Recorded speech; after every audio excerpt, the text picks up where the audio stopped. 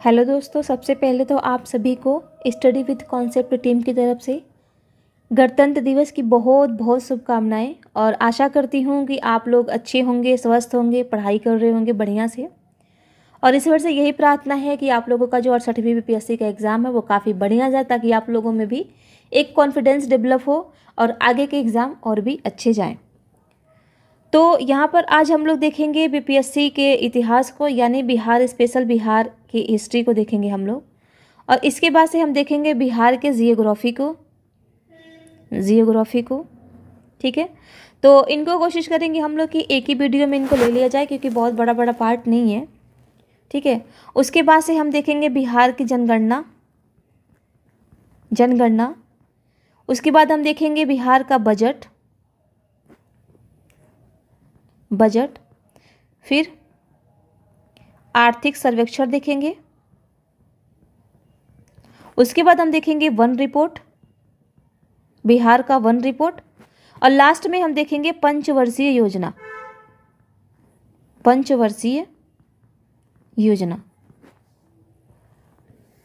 तो इसको हम एक वीडियो में देखेंगे। और आप सभी को पता है कि यहाँ से जो है क्वेश्चन हर साल बनते हैं। ठीक है, उसके बाद से हम देखेंगे समसामयिक जो हमारा बच रहा होगा उसको हम देखेंगे। जो करंट जो अपडेट में होगा, जो अपडेटेड करंट है उसको हम देख लेंगे कि पुरस्कार किसको किसको दिया गया है, खेल में किसको पुरस्कार मिला। ठीक है, तो वो सारी चीज़ें हम एक वीडियो में देख लेंगे। तो इसी के साथ हम आते हैं अपने पहले क्वेश्चन पे। तो पहला क्वेश्चन जो हमारा ये है कि जैन धर्म के प्रवर्तक महावीर जी का मोक्ष स्थान कहाँ स्थित है। इसका मतलब कि निर्वाण स्थान जो है वो कहाँ पर स्थित है, तो वो है पावापुरी में। आपको आंसर दिख गया होगा। तो जैन धर्म के प्रवर्तक महावीर स्वामी का मुख्य स्थान निर्वाण पावापुरी में स्थित है। बिहार शरीफ से 8 किलोमीटर दक्षिण पूर्व पावापुरी जैनियों का प्रमुख तीर्थ स्थल है। पावापुरी बिहार के नालंदा से 25 किलोमीटर दूरी पर स्थित है। भगवान महावीर ने 527 ईसा पूर्व अर्थात 72 वर्ष की आयु में बिहार के पावापुरी में कार्तिक कृष्ण अमावस्या को निर्वाण यानी मोक्ष प्राप्त किए थे। तो यहाँ से आपको 2-3 फैक्ट याद रखने हैं। सबसे पहला तो फैक्ट आपको यही याद रखना है कि इनका जो निर्वाण स्थान है वो कहाँ है, वो है पावापुरी में। दूसरा आपको ये ध्यान रखना है कि इनको निर्वाण की प्राप्ति कब हुई थी, तो 527 ईसा पूर्व में हुई थी। उस टाइम इनकी अवस्था क्या थी, उम्र क्या थी, तो वो थी 72 वर्ष की अवस्था में हुई थी। और जो अगला आपको याद रखना है वो ये रखना है कि किस दिन हुआ था, यानी कब हुआ था, तो वो हुआ था कृष्ण अमावस्या को। ठीक है, अब हम महात्मा बुद्ध के बारे में भी देख लेते हैं। तो उनको जो महापरिनिर्वाण की प्राप्ति हुई थी वो हुई थी 80 वर्ष की अवस्था में। ठीक है, और उनका कहाँ पर हुआ था, तो वो हुआ था, जैसे कि यहाँ पर पावापुरी है तो उनका हुआ था, वो हुआ था कुशीनारा में। कुशीनारा भी कहते हैं और कुशीनगर भी कहते हैं। और ये कहाँ पर है, तो ये देवरिया में है। देवरिया जिला है, देवरिया जिला में वहाँ पर हुआ था। और ये मल्ल गणराज्य की राजधानी थी, मल्ल गणराज्य। ठीक है, मल्ल गणराज्य की राजधानी थी। और ये इनको जो हुआ था वो हुआ था पूर्णिमा के दिन, इसीलिए हम बैसाख पूर्णिमा मनाते हैं। पूर्णिमा के दिन ही तीनों चीज़ हुआ था इनका।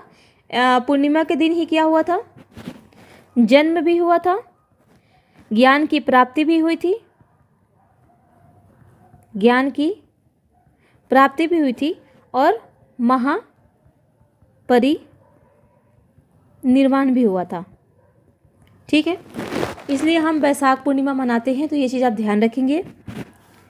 अगला क्वेश्चन है हमारा कि कश्मीर घाटी के अंतिम मुस्लिम शासक यूसुफ शाह चक्र, जिसे मुगल सम्राट अकबर द्वारा बिहार से निर्वासित कर दिया गया था, दफन है। यानी उनकी जो समाधि है, एक तरीके से कह सकते हैं कि जो समाधि स्थल है वो कहाँ पर है, तो वो है आपका नालंदा में। ध्यान रखेंगे, आंसर है इसका डी।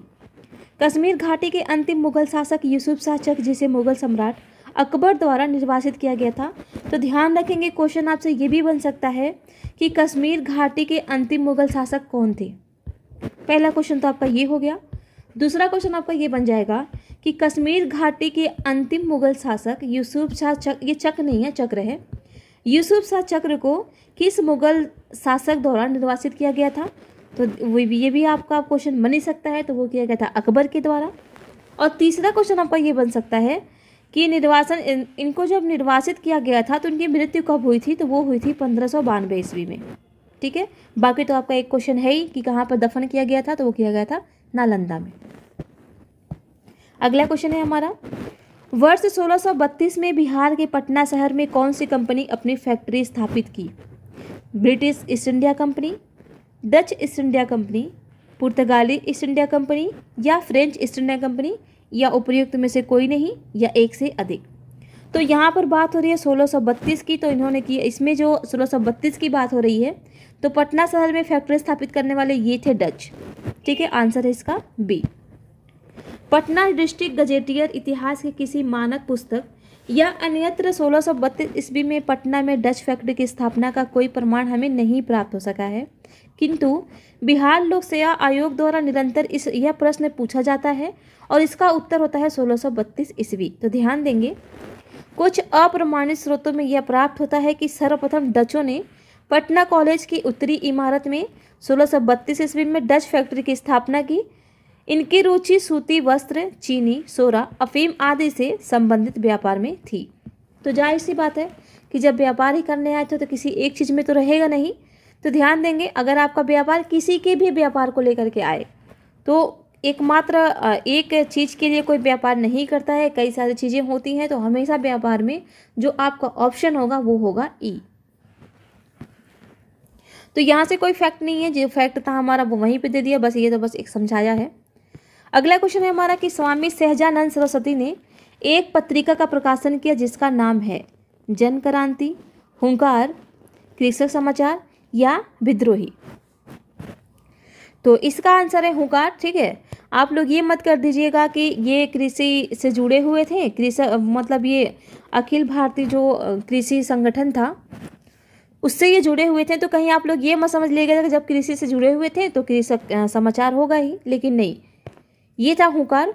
तो ध्यान दीजिएगा यहाँ पर स्वामी सहजानंद सरस्वती को भारत में किसान आंदोलन का जनक कहा जाता है। तो ध्यान देंगे, भारत में किसान आंदोलन के जनक कौन है, तो वो हैं स्वामी सहजानंद सरस्वती। वे एक बुद्धिजीवी, लेखक, समाज सुधारक, इतिहासकार एवं किसान नेता थे। स्वामी सहजानंद सरस्वती आदि शंकराचार्य संप्रदाय के 10 नामी सन्यासी अखाड़े के दंडी सन्यासी थे। स्वामी जी ने हुंकार नामक एक पत्रिका प्रकाशित किया। तो यहाँ पर आप बस एक चीज़ और ध्यान देंगे कि ये जो स्वामी सहजानंद सरस्वती थे ये आदि शंकराचार्य संप्रदाय के 10 नामी सन्यासी अखाड़े के दंडी सन्यासी थे। ठीक है, पूछ लेगा आपसे ये भी क्वेश्चन, तो इतना बस आप इसको ध्यान में रखेंगे। अभी तक तो फिलहाल यही पूछा है, लेकिन कोई भरोसा नहीं है क्योंकि क्वेश्चन बनेगा कहाँ से, यहीं से बनेगा घूम फिर के। अगला क्वेश्चन है हमारा कि देशेर कथा पुस्तक किसने लिखी थी। तो आप सभी को पता है, फिर भी आप इसका मतलब कभी कभी क्या होता है कि इंसान कंफ्यूज हो जाता है। तो ध्यान देंगे, ये कौन लिखा था, तो सखाराम गणेश देवस्कर लिखे थे। आंसर है इसका ए। देशेर कथा इसका मतलब होता है देश की बात। महान क्रांतिकारी चिंतक एवं लेखक सखाराम गणेश देवस्कर द्वारा लिखित क्रांतिकारी विचारों से युक्त बांग्ला पुस्तक है। इसका प्रकाशन वर्ष 1904 में किया गया था।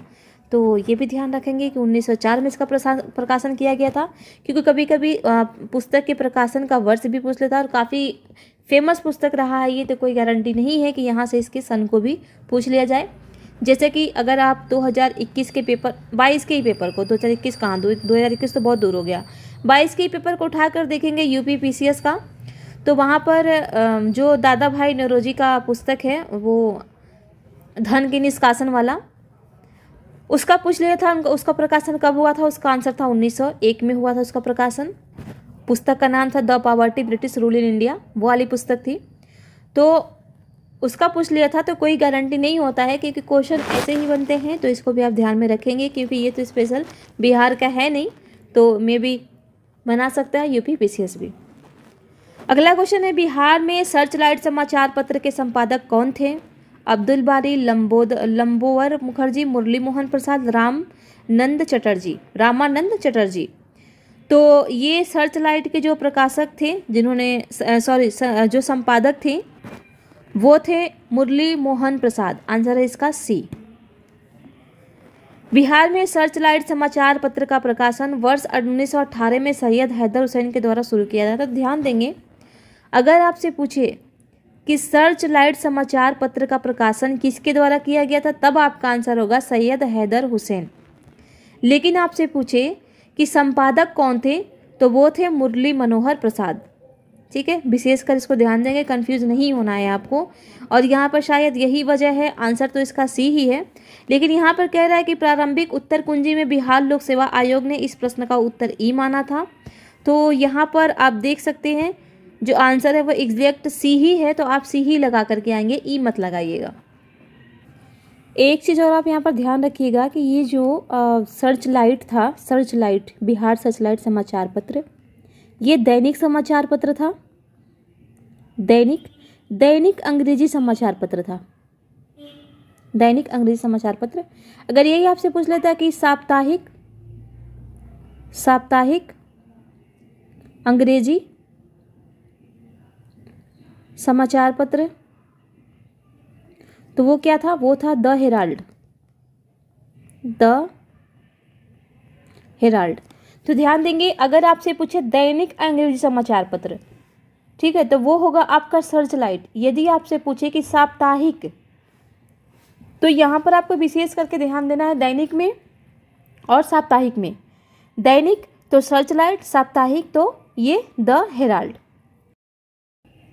अगला क्वेश्चन है कि किसके प्रयत्नों से बिहार प्रांतीय कांग्रेस का दूसरा अधिवेशन हुआ था। तो यहाँ पर पूछ रहा है कि प्रयत्न से, ना कि अध्यक्षता पूछ रहा है, तो ये भी ध्यान देंगे। यहाँ पूछ रहा है कि किसके प्रयत्नों से, तो ये हुआ था श्री दीप नारायण सिंह के प्रयत्नों से, तो ये भी ध्यान देंगे। और जो दूसरे अधिवेशन की दूसरा जो प्रांतीय कांग्रेस अधिवेशन था, इसकी अध्यक्षता जो की थी वो की थी डॉक्टर सच्चिदानंद सिन्हा ने, तो ये भी ध्यान रखेंगे।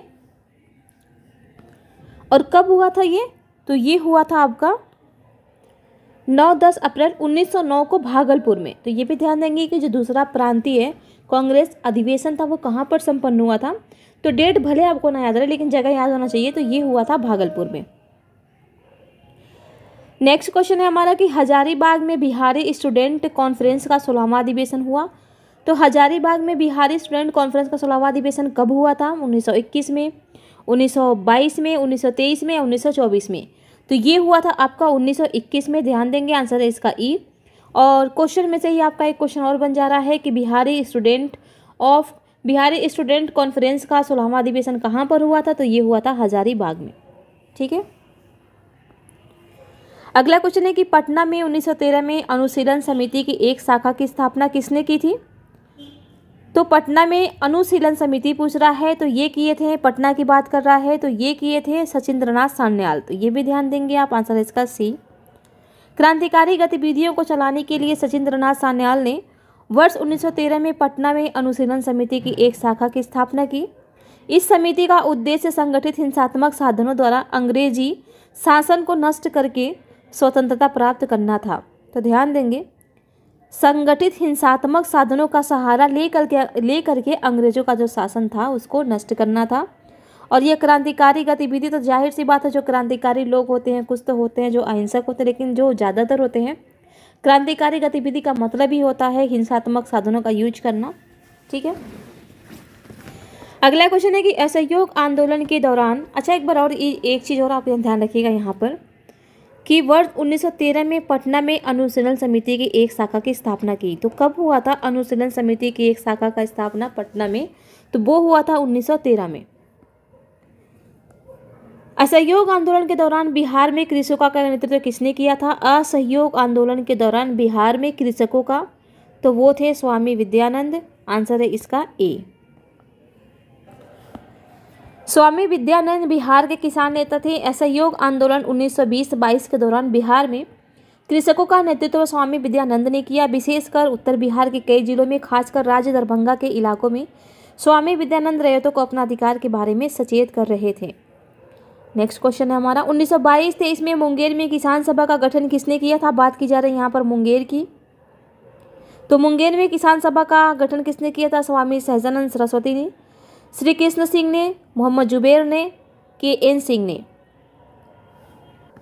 तो इस मुंगेर के जो किसान सभा के गठन की बात की जा रही है, तो जब किसी सभा का गठन होता है, ध्यान देंगे, जब भी किसी सभा का गठन होता है तो कोई एकमात्र बंदा उसमें शामिल नहीं होता है। ठीक है, उसमें कई लोग मिलकर के ही करते हैं, जैसे कि यहाँ भी है। तो यहाँ पर जो किसान सभा का गठन हुआ था मुंगेर में, उसमें शामिल थे श्री कृष्ण सिंह और मोहम्मद जुबैर। आंसर है इसका ए। बिहार में किसानों को संगठित करने के उद्देश्य से मुंगेर में वर्ष 1922-23 में किसान सभा का गठन मोहम्मद शाह मोहम्मद जुबैर और श्री कृष्ण द्वारा किया गया था, परंतु किसान आंदोलन को निर्णायक मोड़ स्वामी सहजानंद सरस्वती ने 4 मार्च 1928 को किसान सभा की औपचारिक ढंग से स्थापना करके किया। वर्ष 1929 में स्वामी सहजानंद प्रांतीय किसान सभा की स्थापना की और इसके प्रथम अध्यक्ष बने। तो यहाँ पर 2 चीज़ आपको ध्यान रखनी है कि यदि आपसे क्वेश्चन पूछे कि किसान आंदोलन, यहाँ पर अगर आपसे क्वेश्चन पूछे कि औपचारिक ढंग से किसान जो सभा थी उसकी स्थापना कब की गई थी, तो वो की गई थी 1928 में औपचारिक ढंग से, ठीक है। और 1919 में स्वामी सहजानंद के द्वारा किसान सभा की स्थापना की गई थी, तो ये भी ध्यान देंगे 1929 में, ठीक है। अगला क्वेश्चन है बिहार प्रांतीय किसान सभा का गठन किसने किया? स्वामी सदानंद सरस्वती ने, रामसुंदर सिंह ने, गंगा शरण सिन्हा ने या रामानंद मिश्रा ने? तो इसका आंसर आप देख लिए होंगे। यहाँ पर बिहार प्रांतीय किसान सभा है, तो इसका गठन अकेले ही किए थे स्वामी सहजानंद सरस्वती। लेकिन यहाँ पर जब मुंगेर आए किसान सभा का गठन, तो यहाँ पर 2 लोग थे, यहाँ पर केवल एक है, तो बस इनको आप ध्यान रखिएगा। वैसे मोस्टली जो सामान्यतः हम ये कह सकते हैं कि जो सभाएं होती हैं उनमें कई लोग शामिल होते हैं, लेकिन यहाँ पर आप ध्यान रखेंगे कि बिहार प्रांतीय किसान सभा का गठन ये अकेले किए थे स्वामी सहजानंद सरस्वती, और एक और अकेले किए थे, उसका ध्यान रखिएगा, अखिल भारतीय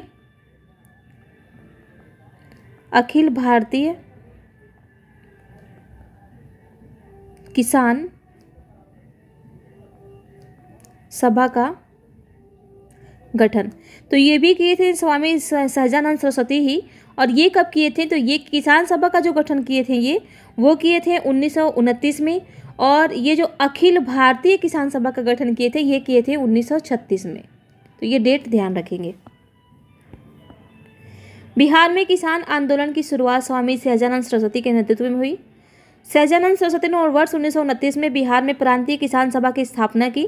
इस सभा का विस्तार बिहार के गाँव में करने में उन्हें कार्यानंद शर्मा, राहुल सांकृत्यायन, पंचानंद शर्मा, यदुनंदन शर्मा आदि वामपंथी नेताओं का सहयोग मिला। तो ध्यान देंगे इसके विस्तार में अकेले नहीं थे बल्कि कई लोग शामिल थे। बिहार प्रोविंशियल सभा का गठन कब हुआ था? 1929 में, 1930 में, 1931 में या 1932 में? तो ये हुआ था 1929 में। आंसर है इसका ए। बिहार में किसानों को संगठित करने और इनके कठिनाइयों का निदान करने के उद्देश्य से नवंबर 1929 में सोनपुर मेला के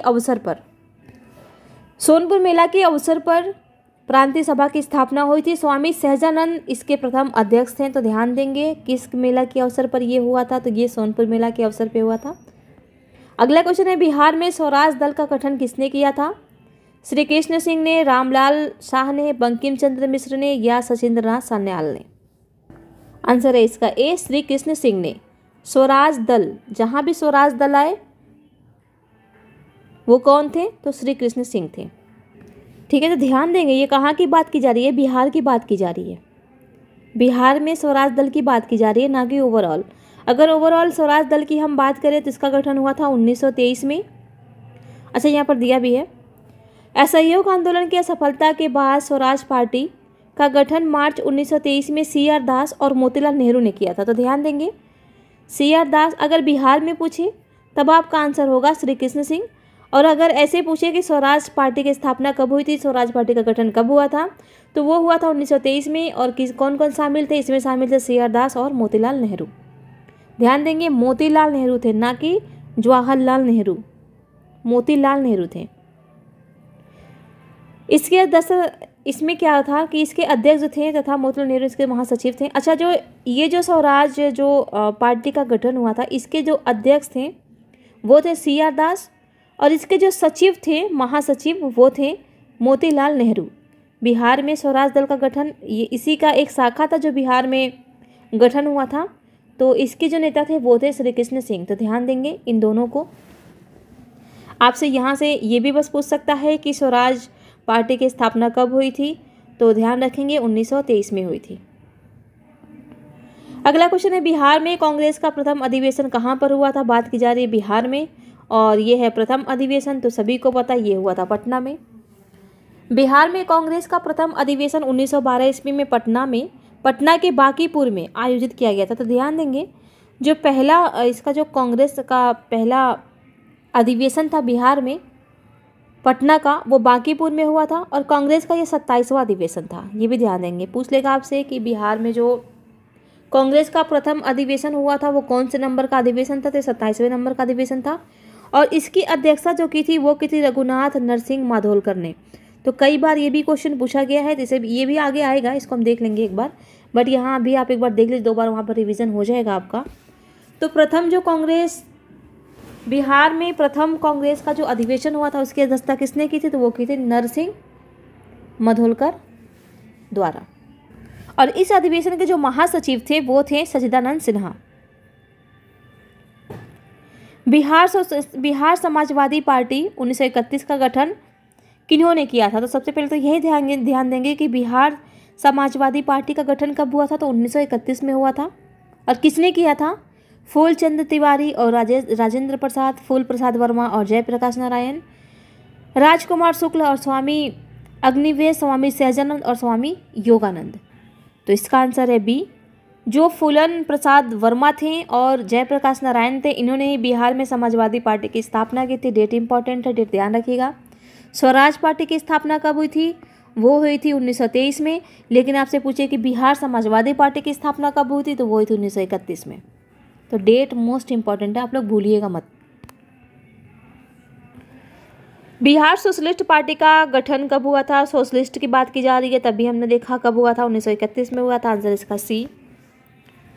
वर्ष 1931 में गंगा सरर सिंह, जयप्रकाश नारायण, फूलन प्रसाद वर्मा, अब्दुल बारी, राहुल सांकृत्यायन तथा अंबिका सिन्हा द्वारा बिहार सोशलिस्ट पार्टी की स्थापना के लिए एक समूह बनाया गया।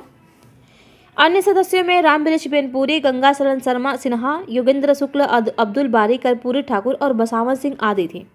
जबकि मई 1934 में पटना में आचार्य नरेंद्र देव की अध्यक्षता में बिहार सोशलिस्ट पार्टी की विधिवत स्थापना हुई। इसके जो सचिव थे वो थे जयप्रकाश नारायण। तो ध्यान देंगे, अगर आपसे पूछता है कि बिहार में सोशलिस्ट पार्टी की विधिवत स्थापना कब हुई थी, तो वो हुई थी 1934 में। ये भी ध्यान देंगे, ठीक है। विधिवत बस आ जाएगा तो आपका आंसर तुरंत बदल जाएगा, वो हो जाएगा 1934।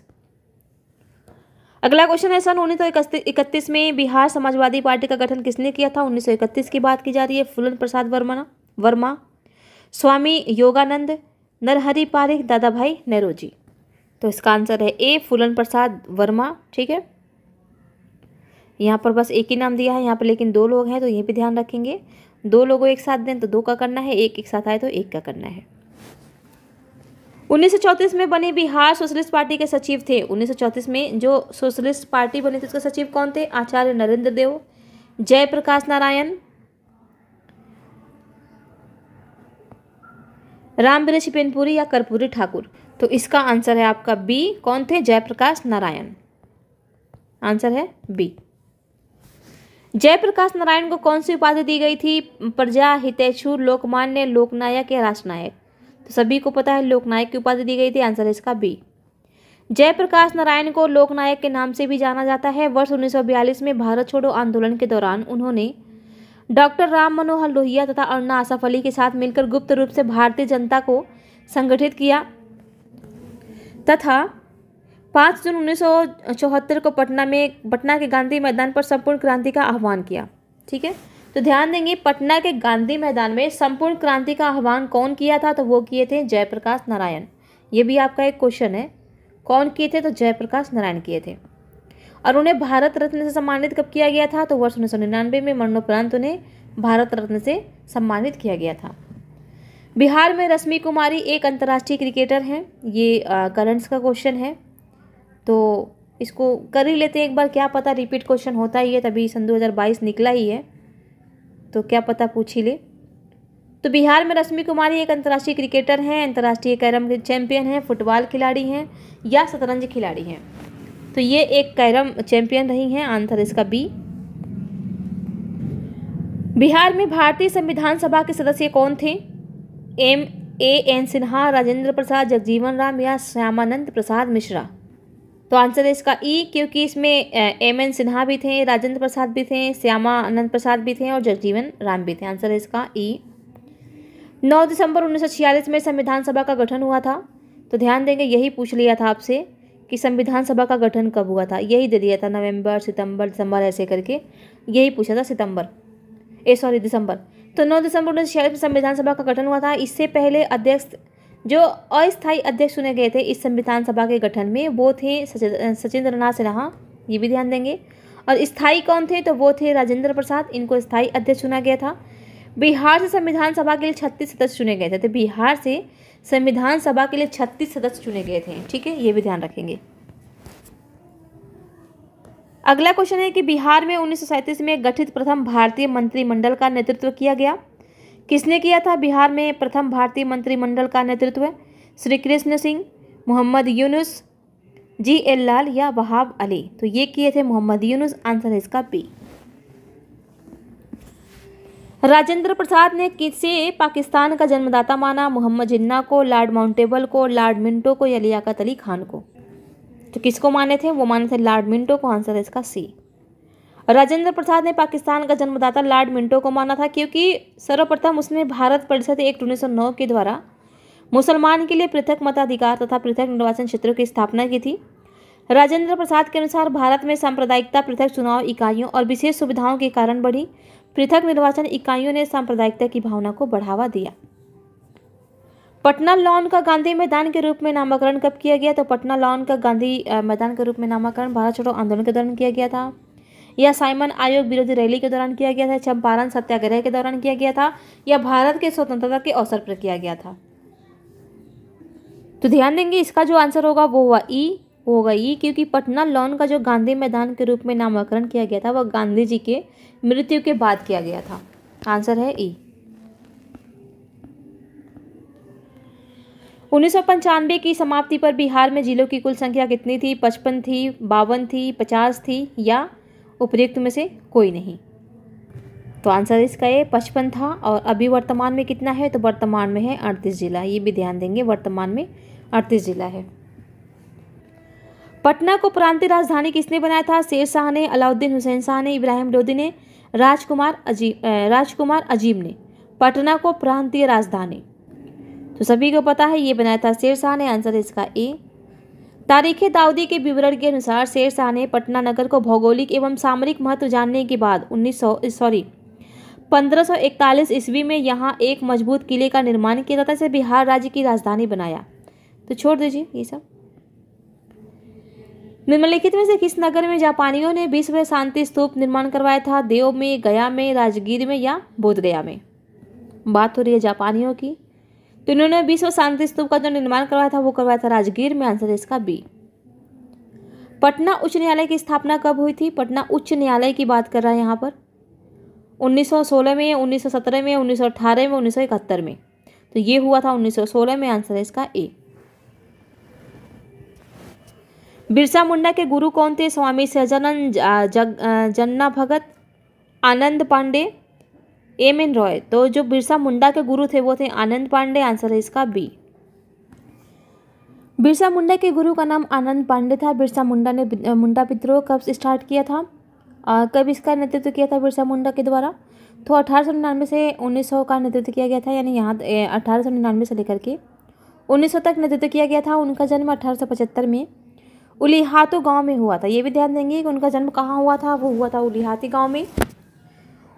उनकी जो शिक्षा दीक्षा थी वो चाई भाषा में हुई थी।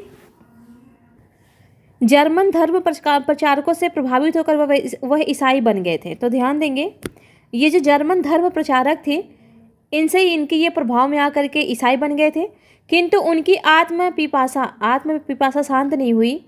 वह अपने पूर्वजों के मौलिक मुंडा धर्म में विश्वास करने लगा। वह हिंदू धर्म के विचारधारा से भी अत्यधिक प्रभावित हुए।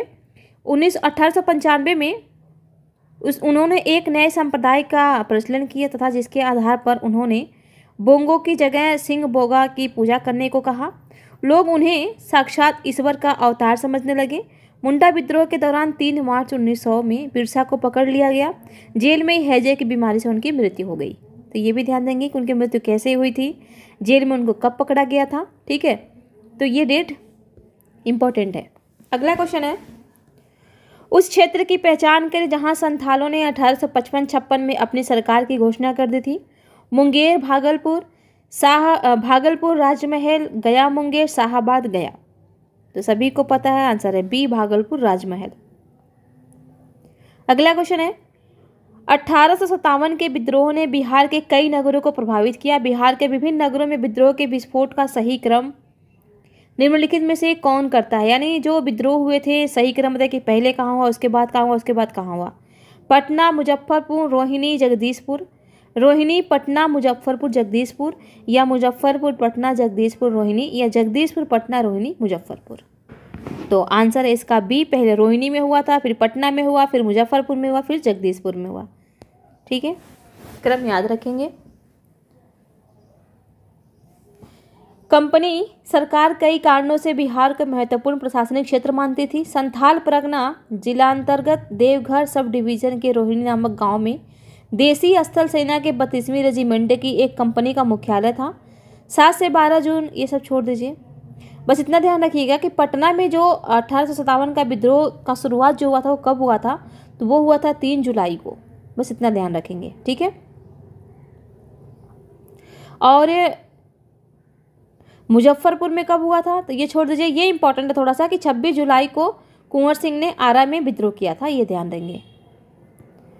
बिहार के किस नेता ने महात्मा गांधी के साथ किसान आंदोलन का नेतृत्व किया? बाबा रामचंद्र, डॉक्टर राजेंद्र प्रसाद, राजकुमार शुक्ल, या रफ़ी अहमद किदवई। तो ये पूछ रहा है कि बिहार के किस नेता ने महात्मा गांधी के साथ किसान आंदोलन का नेतृत्व किया था?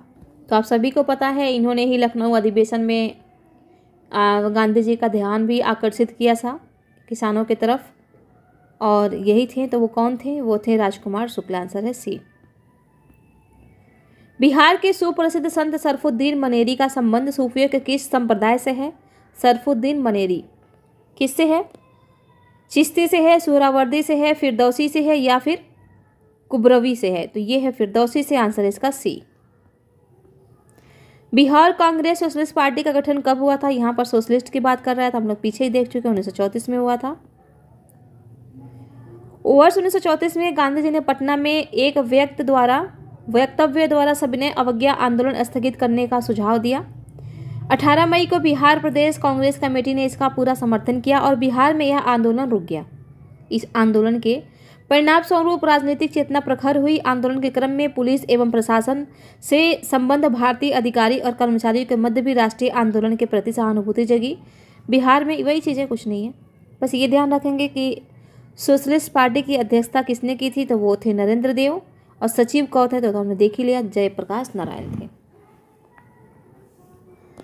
अगला क्वेश्चन है हमारा कि मध्यकाल में बिहार शरीफ का नगर महत्वपूर्ण रहा किस लिए? व्यापार के केंद्र के रूप में, विद्या केंद्र के रूप में, या प्रशासनिक केंद्र के रूप में, धार्मिक केंद्र के रूप में? बिहार शरीफ की बात कर रहा है, तो इसका आंसर है डी।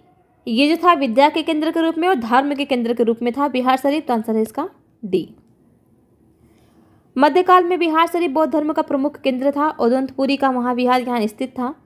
इसके साथ ही अनेक बौद्ध विहार इस क्षेत्र में स्थित थे, जिस कारण तुर्कों ने इस नगर का नाम बिहार रखा।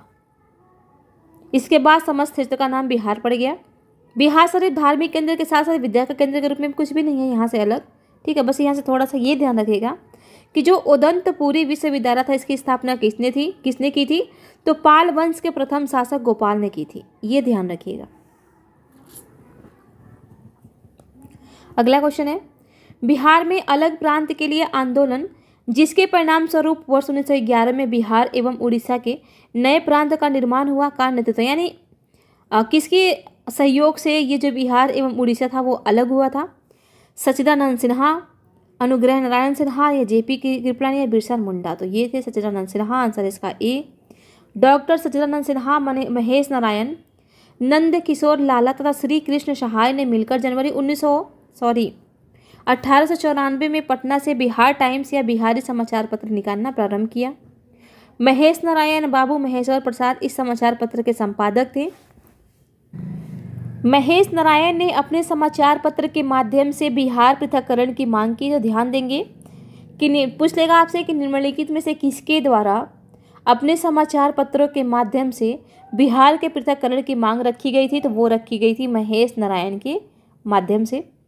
संपूर्ण बिहार में पृथक्करण आंदोलन जोर पकड़ने लगा। महेश नारायण के देहांत के पश्चात डॉक्टर सचिदानंद सिन्हा इस आंदोलन की अगुवाई हुए। ब्रह्मदेव नारायण, अली इमाम, मजहरुल हक, ये सब वही दिया हुआ है तो कुछ भी नहीं है, छोड़ दीजिए। यहाँ आप नीचे आ जाइए सीधा। 12 दिसंबर 1911 को दिल्ली में आयोजित शाही दरबार में स्वीकार कर लिया गया, यानी बिहार को उड़ीसा से अलग करने के लिए, ठीक है, ये ध्यान देंगे। और 1 अप्रैल 1912 को बिहार और उड़ीसा को सम्मिलित कर नवीन प्रांत का उद्घाटन हुआ, जिसकी राजधानी पटना बनी। भारत शासन 1935 द्वारा 1 अप्रैल 1936 को उड़ीसा को बिहार से अलग किया गया। तो ध्यान देंगे यहाँ पर कि बिहार को उड़ीसा से अलग कब किया गया था, उड़ीसा को बिहार से अलग कब किया गया था, तो वो किया गया था 1 अप्रैल 1936 को। इस बार यही पूछा हुआ है, यही क्वेश्चन पूछा गया था, ठीक है, कि उड़ीसा नया राज्य कब बना, तो वो बना था 1936 में। तो ध्यान रखेंगे पूरा डेट 1 अप्रैल 1936। और किस अधिनियम के द्वारा, तो ये भी ध्यान रखेंगे 1935 के अधिनियम के द्वारा। अगला क्वेश्चन है, बिहार दिवस का क्या महत्व है जो हर साल 22 मार्च को मनाया जाता है। इस दिन राज्य पुनर्गठन आयोग ने बिहार का निर्माण किया। बिहार को 1873 ईस्वी में इस दिन संयुक्त प्रांत से बाहर किया गया था। 1912 में बिहार के बंगाल प्रेसिडेंट से अलग होने की याद करने के लिए 12वीं शताब्दी में मुस्लिम शासकों द्वारा बिहार के नामकरण का जश्न मनाने के लिए। तो इसका आंसर होगा सी। आप सभी को पता है कि 1912 में बिहार के बंगाल प्रेसिडेंसी से अलग होने की याद करने के लिए ये जो दिवस है 22 मार्च का, इसको क्या मनाया जाता है, बिहार दिवस के रूप में। बिहार की स्थापना कब की गई थी, 1911 में, 1912 में, 1913 में, 1914 में। तो कब की गई थी घोषणा, 1911 में हुई, और स्थापना कब हुई, 1912 में। आंसर है बी। आधुनिक बिहार का निर्माता किसे माना जाता है, सचिदानंद सिन्हा को, कुमार कालिका प्रसाद सिन्हा को, उपयुक्त में से कोई नहीं, उपयुक्त में से एक से अधिक, सर गणेश सिंह को या आचार्य नरेंद्र देव को। तो ऊपर ही हमने देखा मान्यता सचिदानंद सिन्हा को। ये सब छोड़ दीजिएगा, यहाँ आते सीधा। बिहार कब भारत में एक स्वतंत्र प्रदेश बना, यानी स्वतंत्र प्रदेश की बात कर रहा है, तो वही आंसर इसका सेम डी है, 1912। एक भारतीय राज्य के रूप में बिहार बना कब, आंसर सेम है। अच्छा यहाँ पर बात कर रहा है एक भारतीय राज्य के रूप में, तो आंसर होगा इसका 1936, ठीक है। और यहाँ पर पूछ रहा है कि एक स्वतंत्र प्रदेश कब बना, तो जब एक स्वतंत्र प्रदेश पूछेगा तो 1912 होगा, लेकिन पूछ लेगा कि राज्य के रूप में बिहार बना कब बना, तो 1936 में। अगला क्वेश्चन है, ब्रिटिश शासन के दौरान बिहार को एक अलग प्रांत का दर्जा किस वर्ष प्राप्त हुआ था, 1905 में, 1936 में, 1912 में, 1946 में। तो कब दिया गया था एक अलग प्रांत, वही बात कर रहा है सेम, तो 1936 में। आंसर इसका सी। किस वर्ष उड़ीसा बिहार से पृथक हुई, वही क्वेश्चन आ गया, मैं आपको जो बोल रही थी, 1936 में। किस अधिनियम के तहत बिहार एक अलग राज्य बना, तो बना था 1935 अधिनियम के तहत, अभी हमने देखा ऊपर ही। बिहार बंगाल से कब अलग हुआ था, बिहार बंगाल से पूछ रहा है यहाँ पर बंगाल से पूछ रहा है, 1910 में, 1912 में, 1921 में, 1947 में। आंसर है इसका बी। बिहार बंगाल से पृथक कब हुआ, बिहार बंगाल की जहां जहां बात है होगा, आंसर होगा 1912। बंगाल और बिहार में भूमि पर किराएदारों के अधिकारों को बंगाल किराएदारी अधिनियम द्वारा कब स्वीकार किया गया था, तो ये किया गया था आपको 1885 में। आंसर होगा इसका सी। बिहार विधान परिषद की पहली बैठक किस वर्ष बुलाई गई थी, विधान परिषद की बात कर रहा है, 1911 में, 1913 में, 1914 में, 1919। तो इसका आंसर है बी, 1913 में। 1908 के छोटा नागपुर कास्ट अधिनियम ने रोक लगाई किस पर, वन उत्पाद के स्वतंत्र उपयोग पर, वनों को जलाने पर, बेट बिगारों पर, खूंट कट्टी भूमि व्यवस्था पर। यहाँ पर पूछा 1908 के छोटा नागपुर कास्ट अधिनियम, इसका आंसर होगा सी, बेट बिगारों पर। छोटा नागपुर काश्तकारी कानून कब पारित किया गया था, तो यहाँ पर आप देख सकते हैं छोटा नागपुर कास्ट अधिनियम। मैं बोलती हूँ आपसे ना कि क्वेश्चन में से ही आपका क्वेश्चन बता देते। देखिए आंसर है ये आपका 1908 में, ये देखिए 1908 में आंसर होगा इसका ए। बिहार विधानसभा में अनुसूचित जाति के उम्मीदवारों के लिए कितनी सीटें हैं, अनुसूचित जाति की बात कर रहा है, तो जितने बिहार में जिले हैं उतनी ही सीटें हैं। आंसर है ए। बिहार में पंचायत निकाय में महिलाओं को 50% आरक्षण किस वर्ष प्रदान किया गया था? तो ये किया गया था 2006 में। आंसर है इसका बी। मूल रूप से बिहार शब्द का अर्थ है बौद्ध मठ, देवताओं की भूमि, आर्य प्रदेश, हरियाली का प्रदेश। आंसर इसका ए, बौद्ध मठ। 1866-67 के नील खेतिहरों के बिहार में हुए विद्रोह के क्षेत्र की पहचान करें। कहाँ पर हुआ था यह विद्रोह? मुजफ्फरपुर एवं छपरा में, मधुबनी एवं बेगूसराय में, दरभंगा एवं चंपारण में, या चंपारण एवं मुजफ्फरपुर में। तो सभी को पता है चंपारण, दरभंगा जहाँ भी आ जाए वहीं हुआ था। राजकुमार शुक्ल किस गांव के निवासी थे? मुरली भरावां के, मुरली भीत के, मुरली धीर के, मुरली खेर के। बाप रे बाप, देख रहे हैं, मतलब सब जगह मुरली मुरली लगा दिया। बताइए, मतलब जब एग्जैक्ट आंसर नहीं पता होगा आपको तो आप आंसर तक पहुंच ही नहीं पाएंगे। ठीक है, तो इसका आंसर है मुरली भरावां। आंसर है इसका ई। किसने दुखी आत्मा, दुखी हृदय जैसे छद्मनामों के तहत लिखकर चंपारण के किसानों की दुर्दशा पर प्रकाश डाला? दुखी आत्मा, दुखी हृदय, दुखी। ठीक है, ये किसने लिखा था? तो वो थे पीर मोहम्मद मुनीस। आंसर है ए। इनमें से कौन बिहार के किसान नेता थे? स्वामी विद्यानंद, स्वामी सहजानंद, सरदार वल्लभ भाई पटेल। तो अभी हमने ऊपर ही देखा बात हो रही है बिहार के किसान नेता की, तो विद्यानंद भी थे और स्वामी सहजानंद भी थे, लेकिन सरदार वल्लभ भाई पटेल नहीं थे। और ऑप्शन में वैसा आपका कुछ भी नहीं है, तो आंसर हो गया इसका ए। चंपारण में गांधी जी को आमंत्रण किसने किया था? तो ऊपर ही हमने डिस्कस किया, राजकुमार शुक्ल ने। 1930 के दशक में पटना नगर केंद्र था सन्यासी विद्रोह का, गोदखारी विद्रोह का, मुंडा विद्रोह का, या वहाबी विद्रोह का? आंसर डी, ये था वहाबी विद्रोह का। वहाबी आंदोलन मूलतः अरब से आरंभ हुआ। इसके आदि प्रवर्तक का नाम अब्दुल वहाब था। उन्हीं के नाम पर इसका नाम वहाबी आंदोलन पड़ा। आरंभ में यह सांस्कृतिक और धार्मिक आंदोलन था। भारत में वहाबी आंदोलन के जन्मदाता और आदि प्रचारक उत्तर प्रदेश के रायबरेली जिले के सैयद अहमद थे। भागलपुर में नमक सत्याग्रह का नेतृत्व किसने किया था? भागलपुर की बात की जा रही है। महादेव सराफ, श्री कृष्ण सिंह, कुमार मिश्रा, या सत्यनारायण? आंसर है बी, ये थे महादेव सराफ। अगला क्वेश्चन है कि निम्नलिखित में से किस नगर में सूर्य मंदिर स्थित है? गया में, बोध गया में, देव में, या रांची में? यहाँ पर पूछ रहा है कि किस नगर में सूर्य मंदिर, तो ये है आपका देव। आंसर है सी। बिहार का प्रसिद्ध सूर्य मंदिर देव में स्थित है। यहाँ पर स्थित एक तालाब जो सूर्य मंदिर के सामने है से बिहार का प्रसिद्ध पर्व छठ की शुरुआत हुई, ऐसा माना जाता है। वर्तमान रांची के बुड्डू में भी एक नवनिर्मित सूर्य मंदिर है। तो कुछ नहीं है, छोड़ दीजिएगा यहाँ से। 1930 और 32 में बरही कांग्रेस ने सफलतापूर्वक अंग्रेज हुकूमत को किस जिले में नाकाम कर दिया था? मधुबनी में, भागलपुर में, या गया में, या मुंगेर में? आंसर इसका डी, मुंगेर में। इनमें से किसने बिहार में पहले कांग्रेस मंत्रिसभा का नेतृत्व किया था? अनुग्रह नारायण सिन्हा, अब्दुल बारी, जयप्रकाश नारायण, श्री कृष्ण सिंह। उपयुक्त में से कोई नहीं, उपयुक्त में से एक से अधिक। तो यहाँ पर बात की जाए कांग्रेस मंत्रिसभा की, तो वो थे आपके श्री कृष्ण सिंह। आंसर है श्री कृष्ण सिन्हा। आंसर है डी। श्री कृष्ण सिंह, जिन्हें कृष्ण सिन्हा के नाम से भी जाना जाता है, भारतीय राज्य बिहार के प्रथम मुख्यमंत्री थे। तो ध्यान देंगे, बिहार राज्य के प्रथम मुख्यमंत्री कौन थे? तो वो थे श्री कृष्ण सिंह।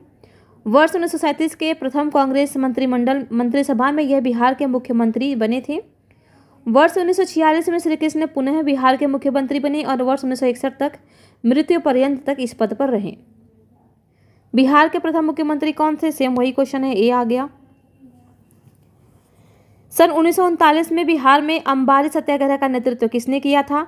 तो अंबारी सत्याग्रह का जो नेतृत्व था वो किया था राहुल शंकरित्यायन ने। आंसर है इसका ए। किस वर्ष झारखंड राज्य अस्तित्व में आया? तो 2000 में आया था। आंसर है इसका सी, 15 नवंबर 2000 को। बलदेव सहाय ने महाधिवक्ता के पद से त्यागपत्र कब दिया था? 1942 में, 1943 में, 1913 में, या 1911 में? तो इसका आंसर है ए, 1942 में। रामविलास पासवान ने अपना राजनीतिक सफर किस राजनीतिक दल से प्रारंभ किया था? रामविलास पासवान ये उस टाइम पे एकेडेंट्स का था। ठीक है, भारतीय लोक दल से, संयुक्त सोशलिस्ट पार्टी से, प्रजा सोशलिस्ट, जनता पार्टी से। तो ये थे संयुक्त सोशलिस्ट पार्टी से। आंसर इसका सी। बिहार के राजनीतिक स्वर्गीय रघुवंश प्रसाद सिंह पहली बार किस लोकसभा के लिए निर्वाचित हुए थे? 10वीं लोकसभा के लिए, 11वीं के लिए, 12वीं के लिए या 13वीं के लिए? तो आंसर इसका भी ये हुए थे 11वीं लोकसभा के लिए। ठीक है, तो इस प्रकार से जो हमारा ये बिहार का इतिहास था वो ख़त्म हो गया। काफ़ी छोटा वीडियो था, बहुत ज़्यादा नहीं था। अब हम देखेंगे बिहार के भूगोल को और उसके बाद से हम आएंगे अपने जनगणना, बजट, आर्थिक सर्वेक्षण, इन सारी चीज़ों को भी हम अच्छे से देखेंगे। कृषि विविध भी है, लेकिन पहले हम इसको देख लेते हैं। एग्रीकल्चर वाला बाद में देखेंगे, पहले हम भूगोल को देख लेते हैं, भूगोल को।